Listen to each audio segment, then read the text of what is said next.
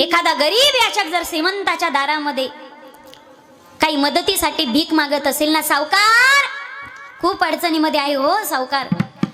8 दिवसावरती मुलीचं लग्न येऊन ठेपलं हो सावकार, समोरची मंडळी अचानक हुंड्याची मागणी करते, लग्न तोंडावर आले हो सावकार, 10,000 रुपये मला कमी पडतात, आज तुमच्या दारामध्ये भीक मागतो सावकार मी, माझ्याकडे पाहूच नका, माझ्या मुलीकडे पहा, मला फक्त 10,000ची मदत करा, तेवढेच कमी पडतात मला. जर तुम्ही मला 10,000ची मदत केली ना सावकार, 6 महिन्याच्या आत मी तुमचा रुपया ना रुपये फेडल्याशिवाय राहणार नाही हो सावकार. हा हुंडा दिला नाही ना तर माझी ताई तिच्या जीवाचं काहीतरी बरं वाईट करे, तिनं तिच्या जीवाचं काही बरं वाईट केलं ना, उद्याचा सूर्योदय मला दिसणार नाही आणि मी या गावाला दिसणार नाही हो सावकार.